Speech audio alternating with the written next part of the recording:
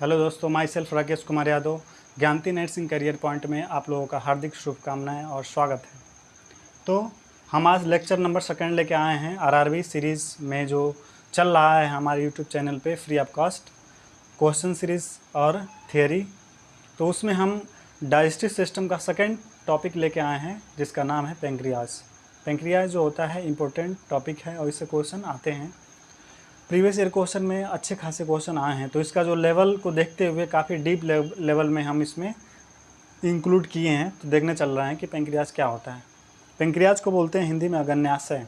क्या बोलते हैं? अग्न्याशयी ग्लैंड बोलते हैं। पेंक्रियाज कैसा होता है? इंडोडर्मल ओरिजिन का होता है। इसमें यहाँ लिखा गया है तो ज़्यादा मेहनत करने की बात नहीं है, लाइन बाय लाइन हम एक्सप्लेन कर रहे हैं और उसको आप लोग देख लीजिए। पेंक्रियाज इंडोडर्मल ओरिजिन का होता है और ये हम इसलिए करते हैं, चाहते तो हम इसको लिख के पहले भी बाद में एक्सप्लेन साथ साथ करते हैं, लेकिन क्या होता है समय बचाएं। अब लिखेंगे फिर मिटाएंगे, टाइम ज़्यादा लगता है, इसलिए हमारा ये मोटो होता है कि पहले लिख लेंगे तो कम समय में ज़्यादा हम चीज़ें कंटेंट डिलीवर कर पाएंगे, क्योंकि समय हमारे पास है नहीं और सिलेबस ज़्यादा है। तो इसकी बात करें कि पेंक्रियाज जो होती है वो कैसे होती है, तो पहले ग्रे, हल्का ग्रे होता है। ग्रे मतलब भूरा कलर।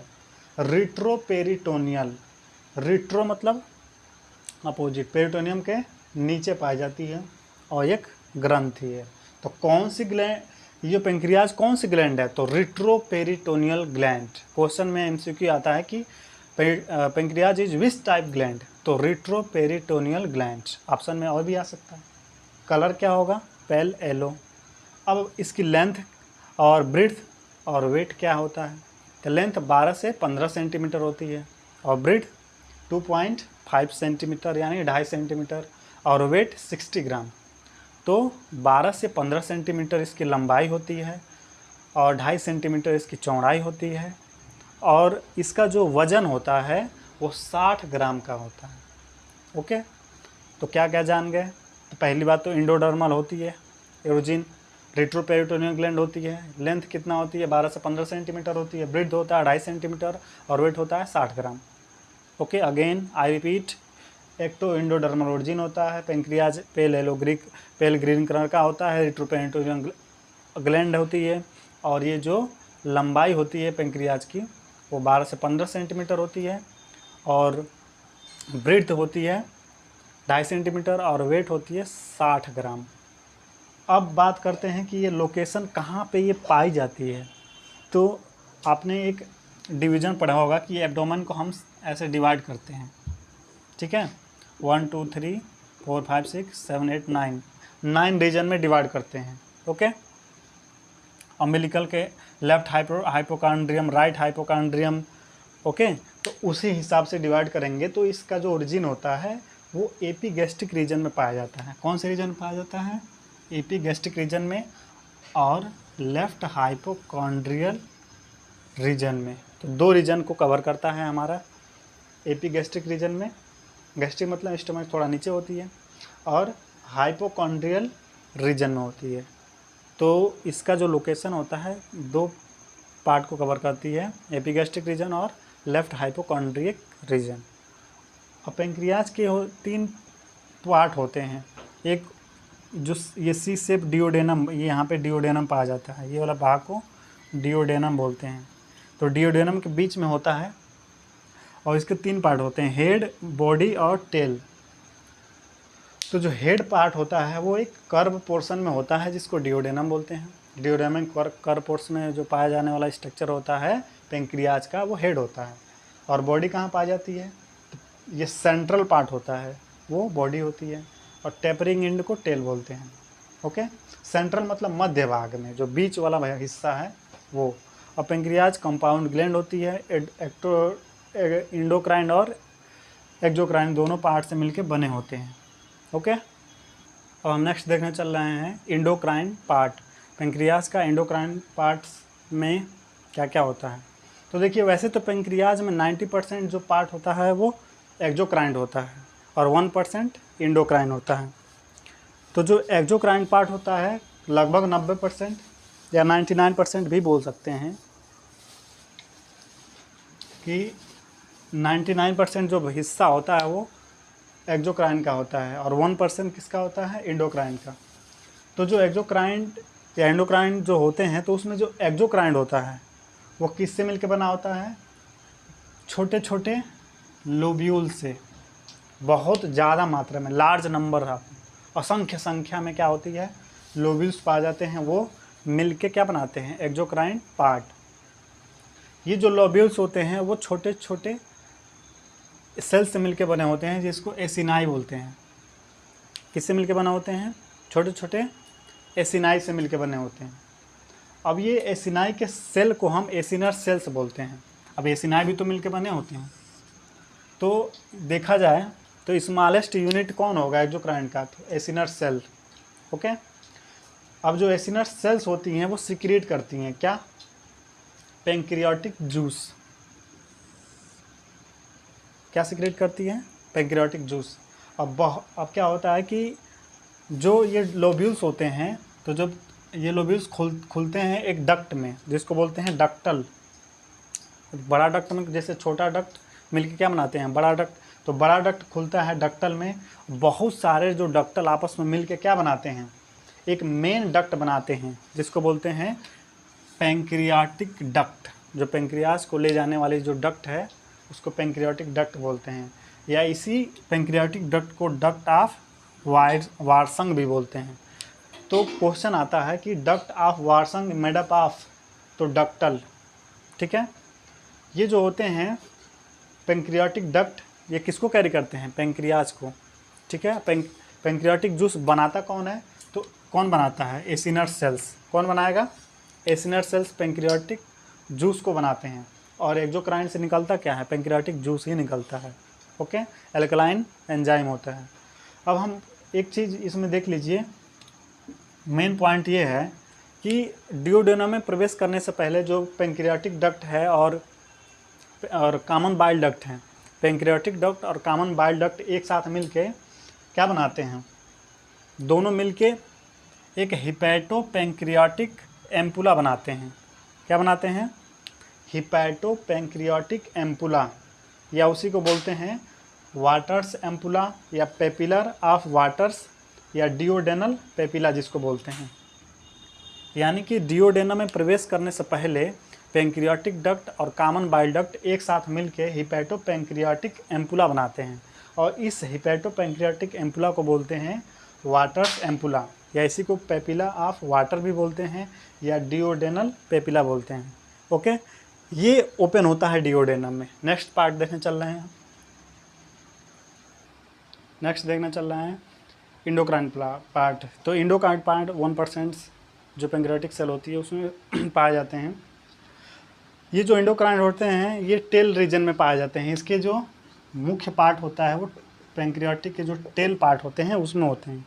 तो उसमें एक मासेस ऑफ सेल्स होते हैं जिसको बोलते हैं इजलेट्स ऑफ लैंगरहैंस।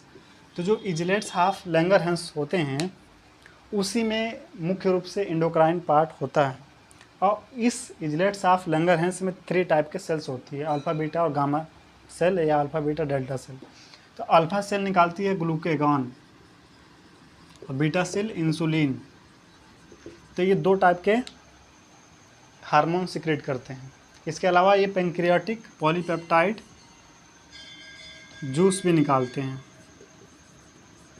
ओके, तो ये हमने देखा पैंक्रियाज के एक्सोक्राइन और इंडोक्राइन पार्ट। अब हम इसके बारे में पढ़ेंगे, किसके, पैंक्रियाटिक जूस के बारे में।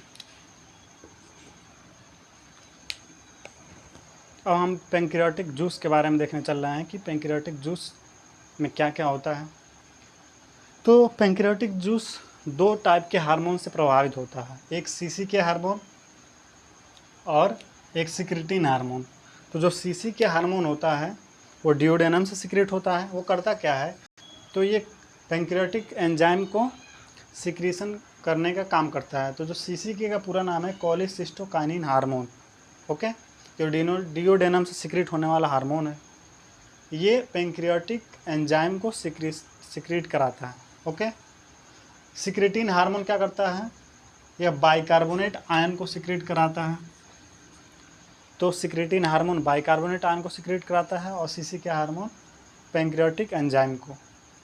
ओके, अब पीएच कितना होता है पेंक्रियाटिक जूस का, तो पीएच होता है 7.5 से लेके 8.3, यानी कि बेसिक होता है, स्लाइटली अल्कलाइन या बेसिक, एसिडिक तो नहीं हुआ।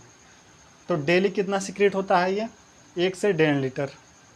पेंक्रियाटिक जूस में क्या क्या पाया जाता है, क्या कंटेंट होती है, तो पेंक्रियाटिक जूस में वाटर होता है, साल्ट होता है और एंजाइम होते हैं। तो वाटर कितना होता है 98%, और साल्ट और एंजाइम होते हैं। तो साल्ट में क्या होते हैं, बाइकार्बोनेट साल्ट। तो बाइकार्बोनेट का कॉन्सेंट्रेशन कितना होता है, 110 से 115 मिली इक्विवेलेंट पर लीटर, यानी कि 1 लीटर में इतना इसका कॉन्सेंट्रेशन होता है बाइकार्बोनेट आयन का। नेक्स्ट देखने चलना है कि पेंक्रियाटिक जूस से जो निकलने वाले एंजाइम होते हैं वो किस प्रकार के मटेरियल को डाइजेस्ट करते हैं। तो पेंक्रियाटिक जूस हमारे प्रोटीन, कार्बोहाइड्रेट और फैट तीनों टाइप के मटेरियल को डाइजेस्ट करता है। तो हम प्रोटीन का डाइजेशन देख रहे हैं कि कौन सा एंजाइम पेंक्रियाटिक जूस में पाया जाता है जो प्रोटीन को डाइजेस्ट करता है। तो प्रोटीन को डाइजेस्ट करने वाला एंजाइम 2 होते हैं। जो ट्रिप्सिनोजन होता है वो एक्टिव ट्रिप्सिन में कन्वर्ट हो जाता है इंटेरोकाइनेज एंजाइम के द्वारा। तो ये जो एंजाइम होता है कौन, ट्रिप्सिनोजन, वो ऐसे डायरेक्ट एक्ट नहीं करता है प्रोटीन के ऊपर, ये इनएक्टिव होता है। तो एक्टिव में कैसे चेंज हो जाता है, इंटेरोकाइनेज एंजाइम इस पर काम करती है और इनएक्टिव ट्रिप्सिनोजन को एक्टिव ट्रिप्सिन में कन्वर्ट कर देती हैं। ओके, इसी तरह एक इनएक्टिव एंजाइम होता है कीमोट्रिप्सिनोजन, ये भी इनएक्टिव एंजाइम एक्टिव एंजाइम में चेंज हो जाता है, किसमें, एक्टिव काइमोट्रिप्सिनोजन में, किसके द्वारा, ट्रिप्सिन एंजाइम के हेल्प के द्वारा।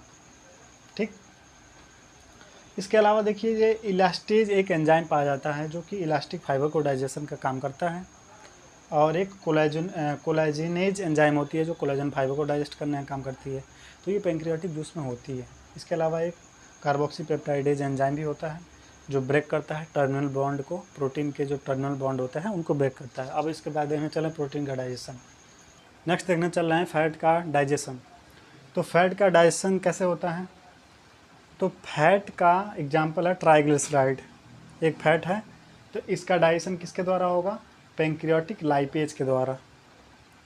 क्या है, एक एंजाइम है।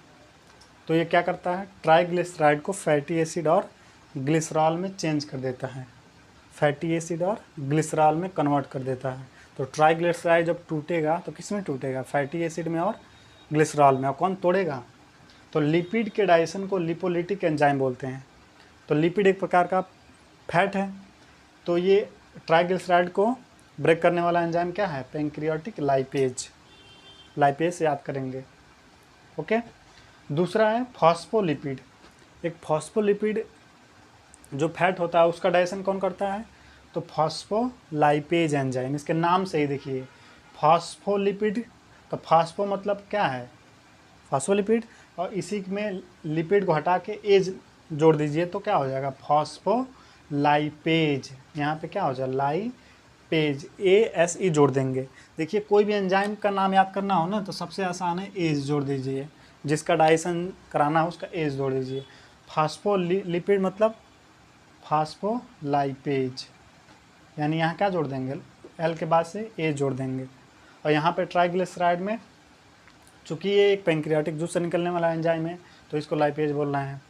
अब हम देखने चल रहे हैं कि किसके, कार्बोहाइड्रेट का डाइजेशन के लिए। तो कार्बोहाइड्रेट के डाइजेस्टिव एंजाइम कौन कौन होते हैं, तो कार्बोहाइड्रेट का एग्जाम्पल स्टार्च है। ओके, तो स्टार्च का डाइजेशन पेंक्रियाटिक एमाइलेज के द्वारा होता है।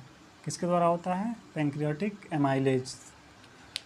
ये क्या करता है, स्टार्च को ओलिगोसेकेराइड, डाइसेकेराइड और मोनोसेकेराइड्स में तोड़ देता है। मोनोसेकेराइड एक मोनोमर, डाइमर और पॉलीमर होता है। तो मोनोमर मतलब बेसिक यूनिट, एक ही यूनिट है तो मोनोमर, मोनोसेकेराइड। अगर एक ही पार्ट में टूट रहा है, 2 पार्ट में टूटेगा तो डाइमर मतलब डाइसेकेराइड, और 3 पार्ट में टूटेगा 3 से ज़्यादा तो ट्राइमर या ओलिगोसेकेराइड। इसको ओलिगो बोलते हैं, 2 से ज़्यादा होगा तो उसको ओलिगोसेकेराइड बोलते हैं। इसके अलावा 2 और एंजाइम होते हैं पेंक्रियाटिक जूस में, कौन कौन, राइबोन्यूक्लियेज और